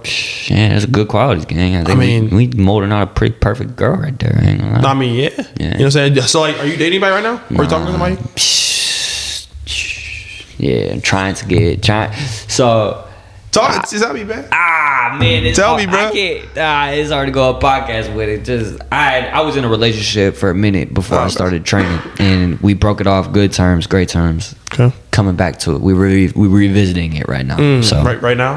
Okay. yeah, we're in the process of revisiting Okay. it. Yeah, that Okay, might be bro. a little bit of a hot mic. Nah, topic, it's cool, bro. so- Yeah, you don't gotta say no more. Yeah, you go. because you never know. You good, bro. You never. Yeah, you don't know who gonna be. Yeah, I feel you, bro. Yeah, that's cool though, bro. Yeah. I love How that. about for you? What about you, brother? See, he on the same shit. He on the same thing, right? He looked at his own. We talking about some. I don't know. Hold on. What should I? Okay, hold on. That's Okay. what I'm. It's a Listen, hard. listen, That's listen. a hot mic topic, bro. Okay, for me, yeah, I was going into this year with the mindset of I don't want a girlfriend. I don't need to. Because I'm trying to focus on this. You better go do what you better do. I want to focus on flight school. I want to be a state champion. I want to be a national champion. So there's a lot of things I want to do. That doesn't really come to my mind. Really, I didn't want it to. Yeah. Then you meet somebody, right? Yeah. And then things start to change a little bit. You meet that somebody when you totally focused on something different. Like I want to do the national championship, state championship, flight school, and then Yeah. you meet somebody. Yeah. Sometimes it's better just like have someone during that time so that you know how you want to be supported in the future. I mean, that's true, man. Man, y'all got me talking about everything on this. That I is love true. this, Yeah, man. This that's is true crazy. though. That's true though, because like, man, so with me, yeah, I'm double dabbling, man. We're gonna see we're gonna see what happens, bro. But before I had no intentions of being in a relationship, and then just focusing on this specifically, trying to make money off this eventually, but also just interviewing people. I love that. Yeah. But yeah, I mean things change, man. Yeah. So we'll see what happens with that. That's what I'm saying. It's kind of federal right now, but we'll revisit that door later. You know, we'll see what happens. Yeah. Hopefully, by the time this podcast is out, things will be different. I hope. Hey, and same here. Yeah, So this exactly. isn't coming out for a couple weeks. This is coming out. This is going to come out probably because I record. Yeah, March? early March. Like, All right, or yeah. actually, probably even maybe late February. Okay, then me and you are on the same thing. Cause Yeah. I'm hoping I'm back. Yeah, in my, exactly. You know, Man, you know what I'm saying, You know what I'm saying, bro. You know what I'm saying? So hopefully we go 2 for 2. Yeah, so this gonna come out probably late February or early Say March. that. Say that. Because I'm trying to record early February or mid February and then edit all Okay. that and then you know what I'm saying? Yeah, sure. 2 times a week. Make sure y'all tap in with that. Yeah. So we'll see what happens, man. But I'm optimistic. Let's just say that. Got to be. Shout out to her. Yeah. Optimistic. Shout out to Mons. But I'm telling you, I'm so excited for this upcoming speech tournament, man. I tell you, man, I never thought I would do it, and I don't want to talk about like, you know, the viewers have heard it millions of times, but it's such a pivotal moment in my life to join the speech team. Something it's similar to you and how, you know, you started training and wanting to coach. Yeah. You know, it kind of was just like a pivotal moment for me, you know, deciding to do it. And, you know, I go in, you know, and as a beginner, never heard of speech and debate, heard of debate, never heard of speech, never knew you could compete doing speech. And now I have a chance to win my school a state championship, something that hasn't been done really in my school ever. Something that wouldn't have basketball have given you an opportunity. If I wasn't true to myself, this You would wouldn't get never that opportunity. happen, dude. Yeah, bro. And I think about that, and I thank God every single day Got to. that, you know, I was true to myself, and He honestly gave me the confidence to be true to myself because I didn't think that any of this was possible. Sure. You know, and so like I said, joining the speech team, you also meet amazing people. Yeah. People you never thought you'd You have would never relationships meet, with. and you kind of start to find your people. And as cliche as that sounds, man, because you know I thought my people was athletes and all that type the of basketball stuff. crew. Yeah, but I'm starting to find, you know, who I connect with the most. It'd be the weird kid you got English class with. Seriously, You know what I mean? seriously, Like, it'd be the weird kid you got it's the English class craziest with. thing, man. So it's just honestly, that whole thing is a blessing, man. It's obviously the same for you too. Like, you know what I'm saying, with your, you know, figuring out that you want to train kids, and you know, you kind of it's kind of like a sense of purpose, a little bit, a sense of, Yeah. And it's nice that God gives you that little sense of purpose. You know what I mean? especially when you need it. Especially because me and you, we thought well, for We me, both thought basketball. You thought playing basketball was your thing. I did But too. I thought NBA. I thought I was going to I mean, NBA. maybe mine's still involved. My vision is still involved in basketball, but yours has some This is your completely basketball over different. here, you're over here. It's Like, you know what I'm completely saying? different. It's Way completely different. Yeah, nothing to do with basketball. Nothing. You know what I'm saying? Yeah. But it speaks to your talents because look what we're doing right now. Yeah. We all about talking on a and podcast. being able None to of this adapt, is man. scripted. Like, you know what I'm No. saying? It's just like It's real, this is man. your gift. Like, you Yeah. know what I mean? So You know, we all got to tap into our gifts, man. And honestly, it takes figuring it out. yeah. And that's what being a teenager is. That's not That's even all- a that's what it teenager. That's is. what being a young adult is. Yeah. Like, so being a young adult being a is. young adult. Yeah. Is figuring out what it is that you're passionate about and what you think your gift is. What you want to do with your life. and leaning into it. Because some people have a gift that is totally unrelated to what they're actually doing. 100%. You know, but they choose to do that thing because it's the safety net. Yeah. You know? 100%. Like basketball for a lot of people is what they call a safety net. You know? If I'm not what? playing basketball, what am I? Who am I? And after, you know what the craziest part is? After you've done hooping, it's like now really what you is. Like, you know what I mean? Like, bro, all these guys are worrying about getting to schools now. Like, it's kind of funny for me because, like, I graduated in 2023. So, like, the guys that graduated in 22, 21, they just finishing up school. And I kid you not going to say no names, but, like, you know, I felt bad for dude, but he went and played at a good college, got a scholarship to play for 4 years, and got a degree. And there's no hate on anybody. A job's a job, but he's working at Best Buy now, and he played at a Division I college level. It happens. And it happens, but it's just like that. I thought to myself after seeing bro there, and this is what me and him talked about. He didn't think was gonna be his life. Like, you know what I'm saying? He's like, I thought I was gonna go play D1 college basketball, go. You know what I'm saying? Do this, do that. Like, it's not everything, bro. It's not. It really is nothing. If you're good at it, it's something. It's something. But if you're and no offense to the guys going D2, D3, NAI, that's great. But no one cares. After you graduate high school, no, like the bar stools, they're done posting about you. You know what I'm saying? You go to Preach, a bro. You go to a D2 with like, and let's talk about the GMAC.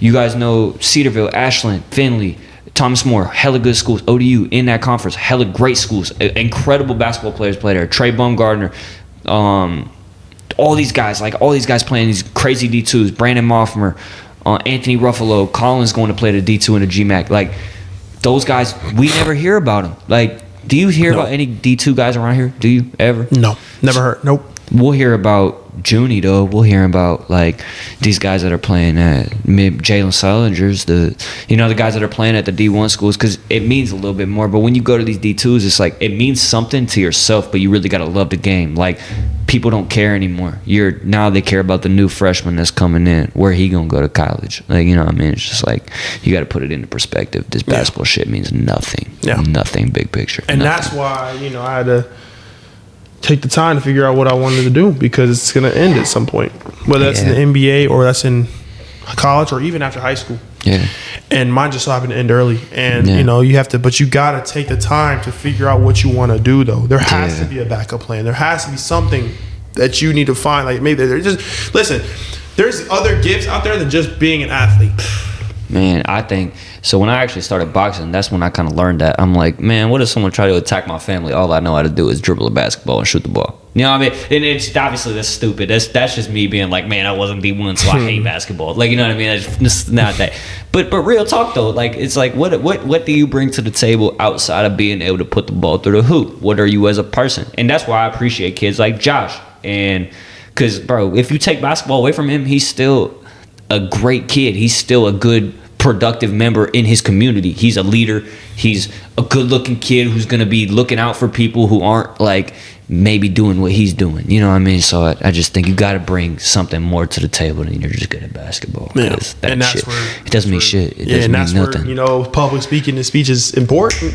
That's where you got it, bro. You know what I'm saying? So that's where you got it. But sometimes people make decisions, or people don't make decisions because they're scared of how it's going to end up. Yeah, and I appreciate you and that you haven't. Yeah, that's what I'm saying. Do that because I wanted to be an example to people that were scared to take that leap. That if you take that leap, just watch. Yeah, because here's another thing. Imagine you don't take this leap. You never in the opportunity that you are in right now, and you on, no offense to Berlin basketball, but you're on a shitty program with a shitty team. Like, and I keep taking shots at that school. That's messed up. But I know it's messed up.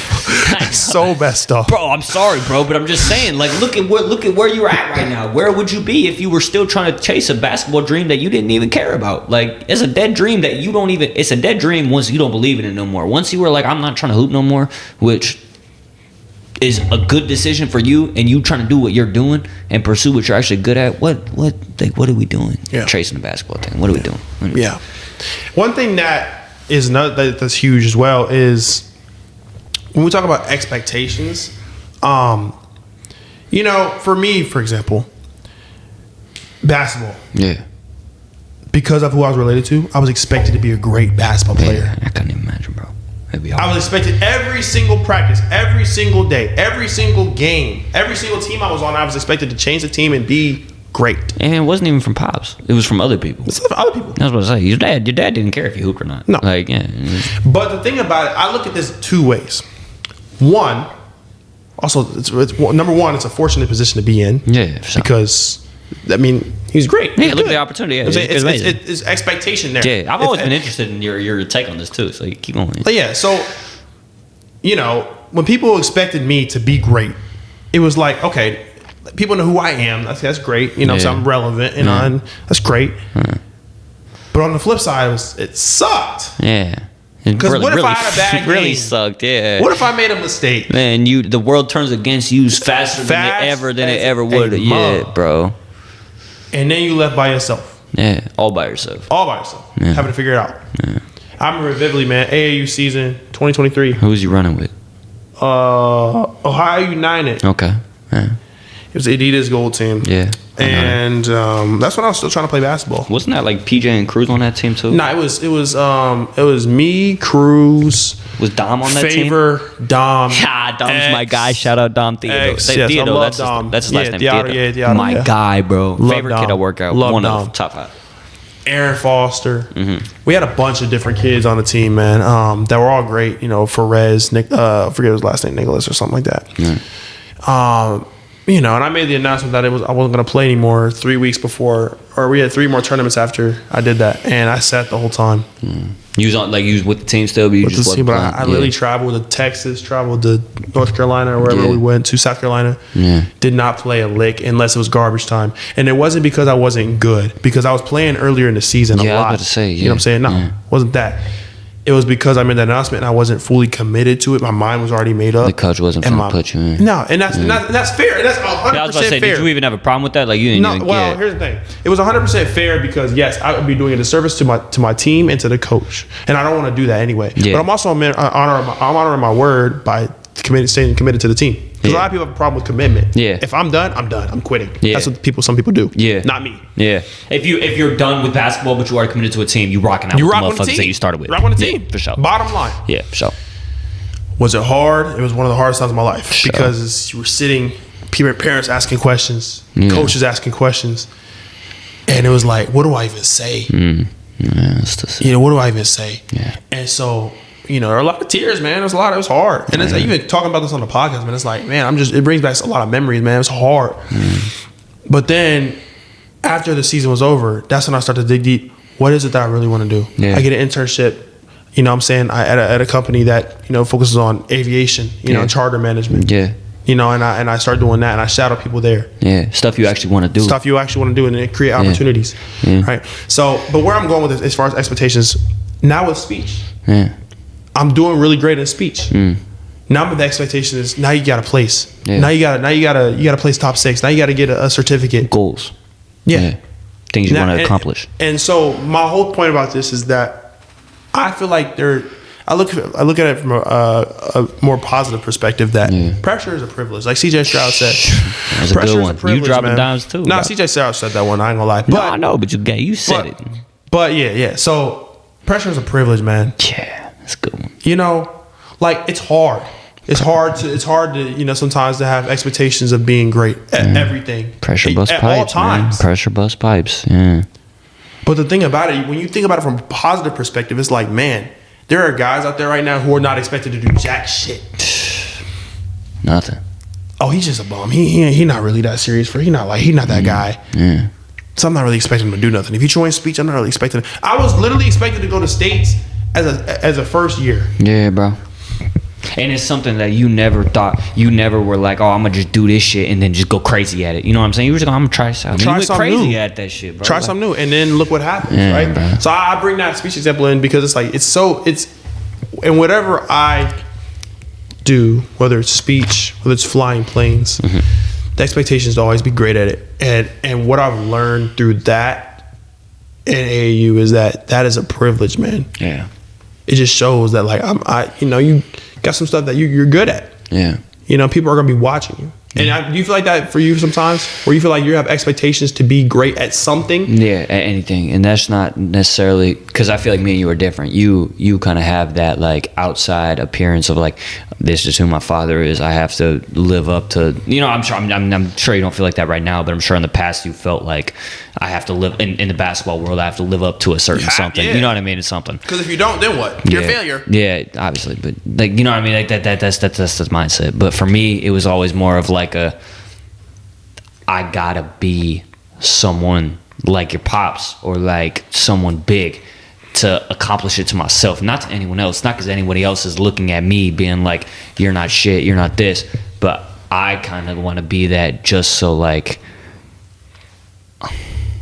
I can prove it to myself that I'm one of those guys. You know what I mean? I'm one of them ones. Like, so honestly, that's still something I struggle with. Like confidence? No, not confidence. I know I'm a very confident person, but just like reaching where I want to get to in the end of my days. And when it's all said and done, I'm only 19, about to be 20. Like by the end of my 20s, I'm trying to be. Happy early birthday, by the way. Appreciate it, brother. But I'm trying to be somewhere that like I did something. You know what I mean? I didn't just, and whether that's the nonprofit or going to work for the Chicago Bulls and doing this, doing that, it's wherever that is, I want to go hard at it. You know what I mean? Well, word of encouragement to you, man. I feel like you already have done some of the things that you want to do.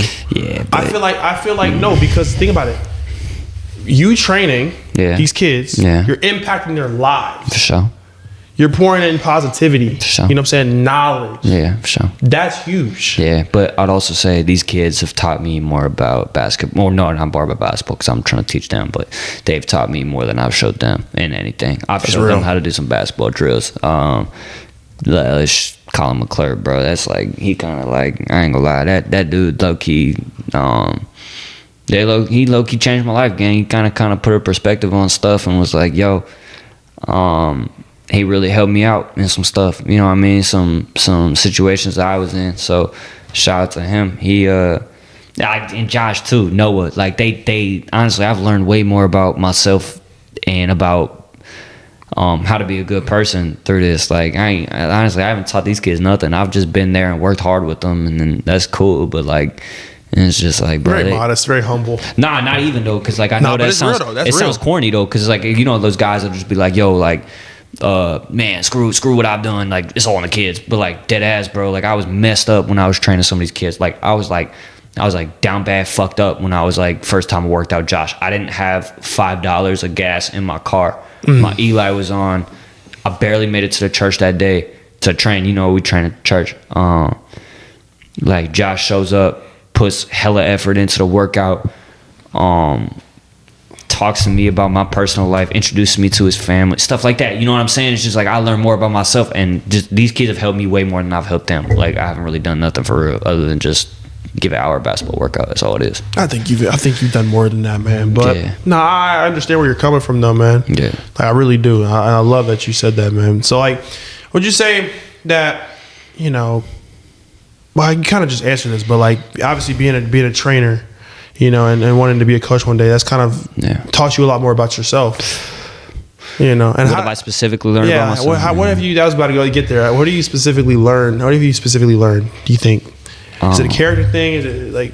It's a character thing, bro. It's if you're willing to.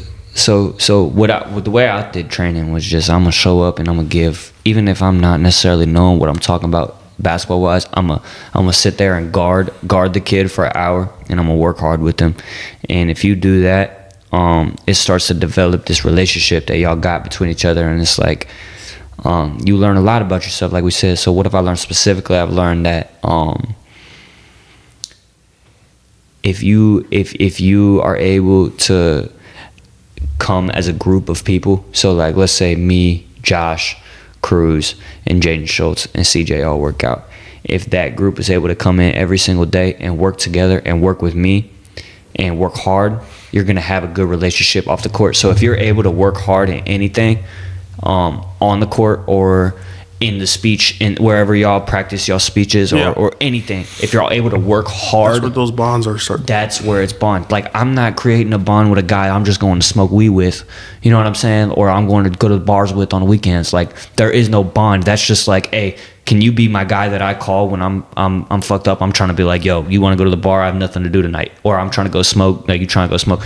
The relationships that I've built, like, got relationships with the guys at the boxing gym in the past 3 weeks. Like, we went beat the shit out of each other for an hour. We're homies now. Like, you know what I'm saying? Like relationships, that's what I've learned the most through training. Relationships are bonded through hard work. It's not about what the work is. It's if you can show that you will work hard with the guy, then your relationship will just go from there. Yeah, man. So that's the main thing that you feel like you have. Yeah.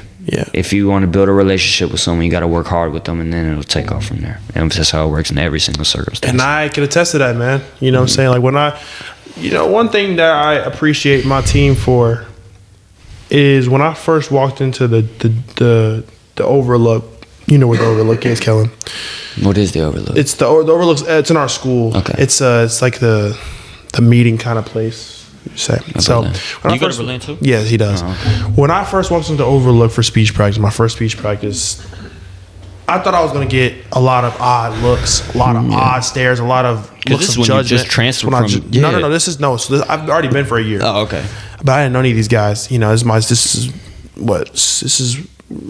what 5 months ago. Yeah, I was going to say it's 5 months ago. Yeah, sure. So when my first practice, man. You know, I'm 6'6" black dude that played basketball. People played basketball. You're supposed to be him walking through that school. That's what people are saying. Like I'm supposed to be playing. I'm supposed to be the best player, whatever. And then I walk into a speech practice, and man, there were no looks of judgment. Yeah. It was welcome. It's a good feel. It was welcome. It's a good feel. It was welcoming. It was warm. Yeah. You know, they welcomed me with open arms. Yeah. And that's one thing that I'm really, really grateful for, because it allowed me, I said this on the last episode, it allowed me to be myself. Yeah.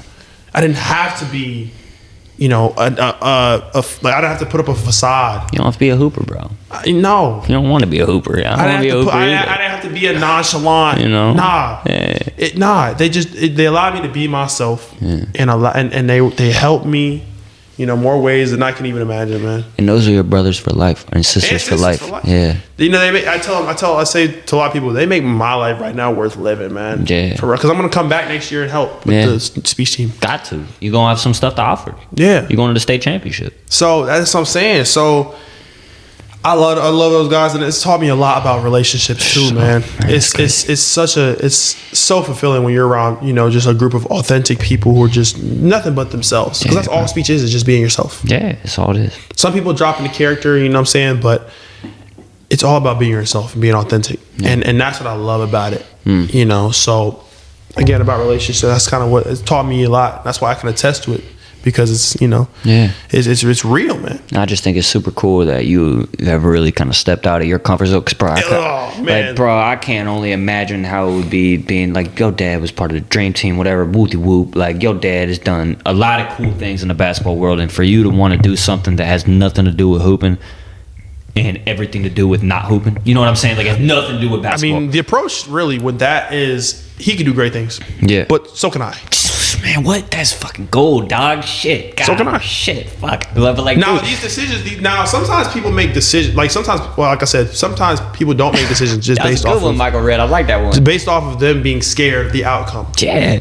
And I chose not to be that guy. It was hard, though. Yeah, I can only imagine. You got to trust the process in a lot of things. Yeah, and bro. everything. You got to trust the process, and that's something that I'm learning this year. I'm taking that to heart. Trust God in the process, because the verse I live by, man, is if God is for me, who can stand be against me? Yeah. And nobody. So I gotta lean on Him for everything. Everything. Sometimes the best plan is no plan. So, dude, what you think? I'll be waking up my day, dude. I'm telling you, you don't know what you're gonna do. No You just idea, gonna roll bro. with the You just punches. gotta do it. Yeah, roll with the You gotta moves, do yeah, it. so. I don't know what it is. Listen, you gotta go in, be like, I don't know what I'm gonna do. I don't know how I'm gonna do it, But I'm damn sure finna but do I'm it. damn sure finna do it. Yeah, I'm damn sure finna do it. That's just the mindset, and that's kind of the mindset I have with speech. You know what I'm saying? Yeah. I'm not about to let something that could potentially change my life, the fear of doing something that could potentially change my life, deter me from Stop doing you it. doing it. Like, and I love what you just said, because you just said my dad did great things, but so can I. Like, you know what I'm saying? Like, Bottom line. bro, like, just I how think it that's is. the quote of that's So the quote can I. of the pod, bro. Like, that's just it. I ain't gonna lie. Yeah, I it's, ain't you gonna gotta fake dig it. deep, man. You gotta Yeah. pray and dig deep. So Yeah. But I appreciate you coming on, man. I know we've had this has been a great conversation, man. Bro, it's been I great. loved every minute of it. Yeah, me too, You know? man. This has been a crazy first podcast I've ever For done. sure, And I'm glad that this is the first podcast that you've ever done, and bro. I'm grateful that it's the first one I've ever been on, brother. No, I appreciate it, man. So I appreciate you taking the time today, especially with the Shout out. snow and Yeah, bro. the conditions, man. And I told you last week, there's not a place I'd rather be. Nah, man, I appreciate you, dog. You for real. You know what I'm saying? gang. Luka You know told we told me we canceled locked in, brother. You Yeah, know- man. you know Luka what it told is me with you us. cancel y'all's lesson today for this. He told me y'all. Yeah, we did. Nah, We did. listen, it's priorities, but you know what I'm You saying? know what I'm saying? Michael Nah. Red comes first. I've been committed to this. I gotta slide and gotta slide on my brother. But seriously, though, I do appreciate you, man. You know what I'm saying? And go ahead, shout your Instagram out, man. I'm gonna put it up. Okay, so my Instagram is CMilly with I think it's 3 L's. CMI. I'm gonna put it up. I got Yeah, you. all right, and like 2 underscore. I don't know, I got bro. you, fam. And it's just Instagram be Instagram. I got you. I got you, fam. So is it still Those Boys? What? It is still Dose still Boys. Dose Boys? Till we ride or die, we a Dose Boy. Yes, sir, man. So, all right, so man, if y'all like this episode, make sure y'all rate it 5 stars and Got to, also comment if you liked it. But if you didn't like it and it's not 5 stars, rate it 4. Yeah, and then tell us what you ain't like about it. Yeah, Shit. tell us. Shit, why not? We You know what I'm not saying? gonna listen to y'all for real, but you know what I mean. Listen, But- sometimes we'll listen. We'll podcast. Yeah. You do gotta take feedback, but you right, you right, man. I'm but just yeah, talking nah, about shit. I know what you're saying though, man. So yeah, I appreciate you guys listening, man. Make sure to listen. You can listen on YouTube, Spotify, Apple Podcasts, Google Podcasts, wherever you want to get your podcast, you can listen to it. Sure. You know what I'm saying? Make sure to look out for the Instagram. The Instagram is the red The Red Zone Pod on Instagram. I don't know why I forgot that. The Red Zone Pod on Instagram and YouTube. I appreciate you guys listening, man. And I will see you guys on the next one. So. Peace.